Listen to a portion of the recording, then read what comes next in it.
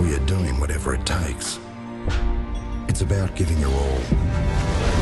From the players on the field to the members in the stands. Do whatever it takes. Call 1300 GO Bombers.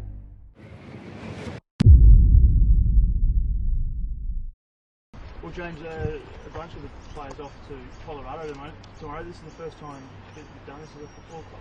Yeah, first time we've tested the waters with altitude training, and something very exciting for us. The first couple of years we really wanted to get a lot of the game plan bedded down the way we wanted to play, and this pre-season a little bit more about the fitness levels of our players, and I think Colorado for an altitude training camp for our midfielders is something that will be very exciting for us. What's the main aim out of that?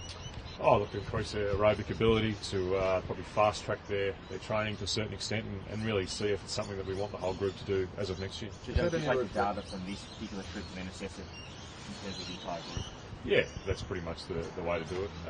We've done a lot of testing before they go, and we'll do some testing when they get back and see the improvement. Is that a reflection on the poor finishes, for want of a better term, to the seasons the last couple of years? Not really. I just think it's it's not so much innovation because a lot of other clubs are doing it, but it's really testing out to see whether it's the right thing for our club. We want to improve and get better, and we want to see this altitude training something that will help us get better. Has Brendan's first chance to join the group, have you? Yeah, so Brendan's been away for a month, so he starts with the group on Saturday, tomorrow. He's probably flying to Colorado as we speak, along with Joe Watson as well, so they'll join the group tomorrow. How much have you had to do with BJ since he's been brought on board? A fair bit, but it's been mainly by phone calls and emails and text messages, so we're very excited to have him come along, but it'll be a couple of weeks before our fans get to see him train with us properly. How does the program change in your third year or third pre-season? It changes a little bit. I think you adapt with the group you've got and where they're at. And 3 pre-seasons is their third pre-season with us, so we can put a bit more work into them. The game changed a little bit. We might go a little bit more on aerobic focus, a tiny bit more. So it does change, but the way we want to play is still very similar. So the football side of it won't change a lot. More aerobics, longer running, or more distance? You have to ask this guys about that. They've got it in mind, yeah. What kind of things do you talk to BJ about? A new player with the expectations that are upon him coming to this club. What kind of things do you chat about in those initial conversations? Same as everyone else. It's about his expectations of what he wants out of us, what we want out of him, and what he wants out of his football. I mean, every player has a desire to be a terrific footballer personally, to be part of a great team, and that's his desire, and that's what we've talked about. Do you have a view on where he has the biggest impact? He's been recruited to play in our midfield, and he's a very versatile player who adds another dimension to our team. But we think he'd play a lot in the midfield.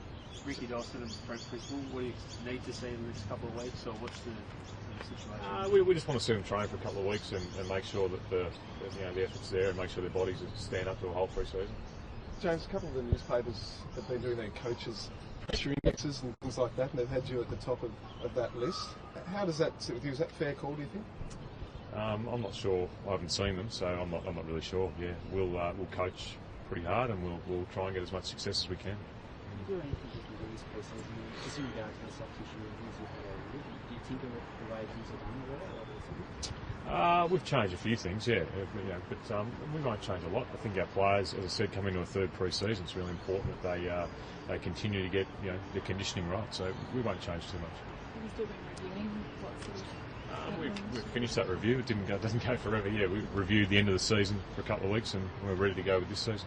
James, as one of the first senior coaches we've been able to talk to since the tanking allegations have come out over the last few days, do you have any thoughts on that?